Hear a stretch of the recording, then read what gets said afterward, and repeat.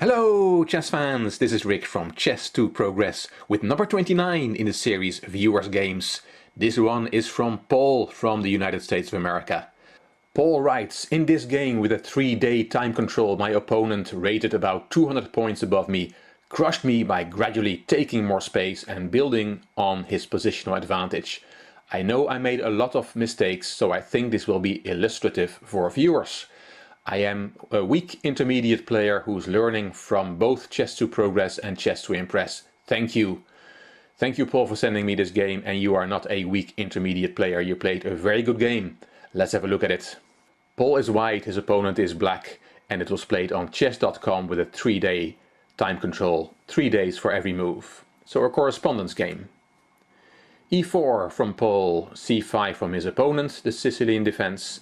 Knight f3, knight c6, bishop b5, g6, Paul castled, bishop g7, c3, knight f6, and that move is attacking the e4 pawn, so Paul protects it with rook e1.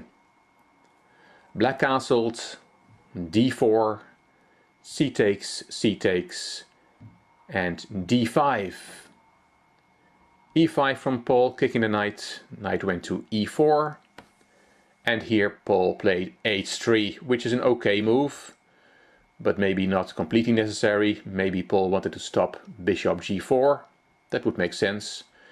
An alternative is knight c3, just to continue developing.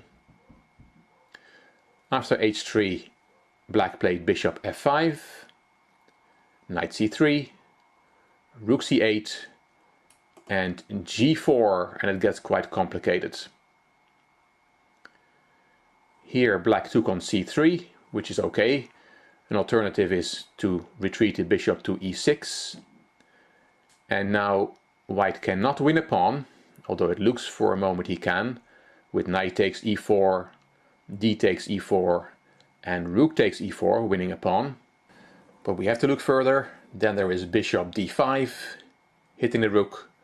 Rook back to e3, for example. Then bishop takes f3, rook takes f3, and queen takes d4. And black has won the pawn back and has a very good position here. So all that after g4 and then bishop e6, which is playable for black. But taking on c3 as black did is also fine. B takes e3 and bishop back to d7. Here Paul played c4, and that is really the first move that is not the best. It's a bit of an unfortunate move. Black is ready to get active over the c-file, and white is not yet. Black already has a rook on c8. White still has to develop the bishop. And with c4, white helps black in opening up the c-file. So black took, Paul took back, and knight a5.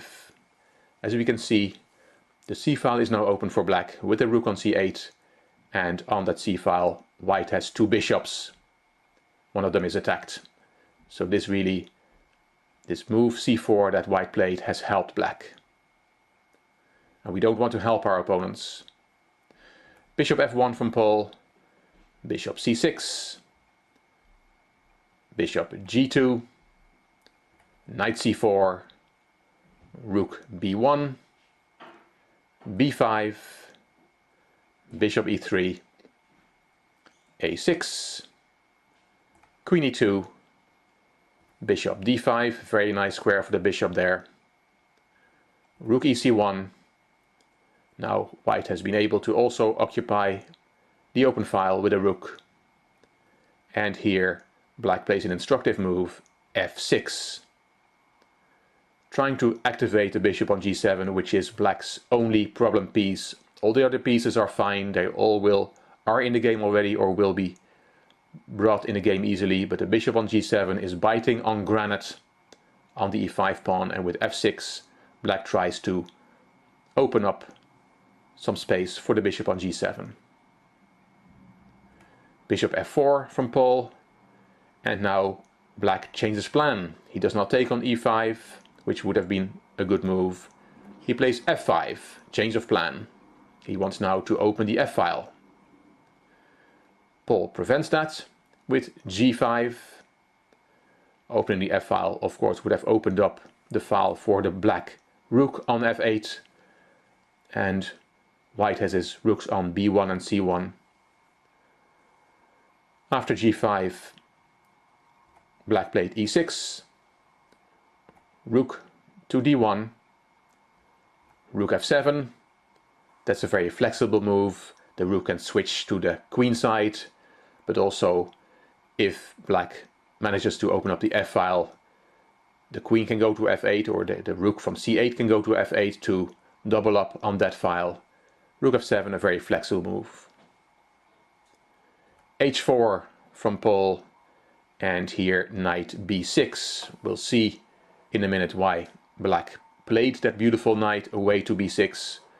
You could also say that rook fc7 or rook to d7 seems more logical.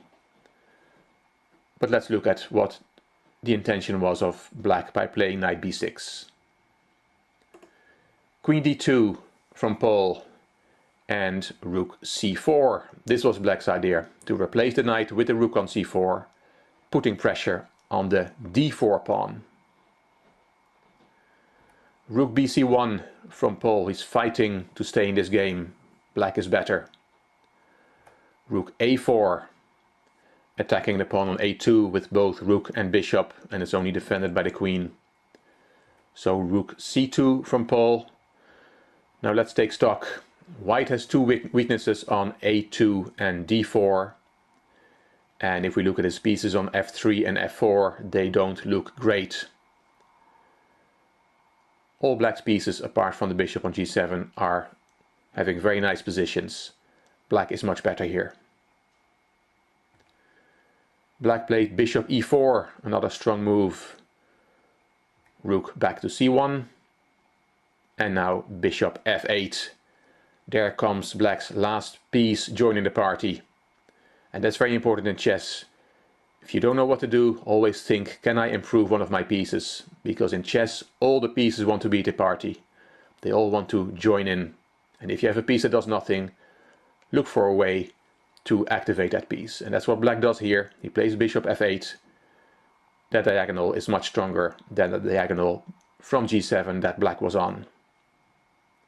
The bishop has a lot more influence now in the game. Knight e1. Also, Paul tries to improve his piece. Bishop b4. Straight away, that bishop is coming in the game with a tempo on the queen. Queen to e2. And another strong move, knight d5. Attacks the bishop on f4. Threatens a fork on c3. White is slowly running out of moves. He played bishop d2, which drops the a-pawn. The a-pawn is now unprotected. But also bishop e3, for example, would not have been good enough. After bishop e3, black can take on g2, king takes, and then there is knight c3 with a fork on queen and rook. After the move from the game bishop d2, black indeed took that pawn on a2, and now pinning the bishop. Bishop takes e4, f takes e4, and now the rook on f7 has come to life. Rook c2 from Paul, who's fighting for his life. Rook takes, knight takes, bishop takes, queen takes, and rook f4. The rook infiltrating in Paul's position. And now the h4 pawn will fall. Black is winning here. Rook a1. Paul's looking for counterplay, but it comes too late. Rook takes h4. Rook takes a6. Knight f4. Another very strong move. It takes away the cover from the queen of the g5 pawn, so now black threatens. Queen takes g5 with a mating attack, and there's really nothing that white can do against it. Paul resigned here. He could have played something like knight e3 just to show the checkmate. Then there is queen takes g5 check, king f1, and rook h1 is checkmate. Very strong play by black and very brave defense from Paul. I suspect black was assisted by a computer engine, because I analyzed this game also with an engine, and almost all moves from black were also the first choice by the engine. But that's not the criticism of black, because in correspondence chess, computer assistance is allowed for the simple reason that it's impossible to prevent. So it's deemed okay that in correspondence chess you use computers, you use engines. It is allowed, it is not unethical.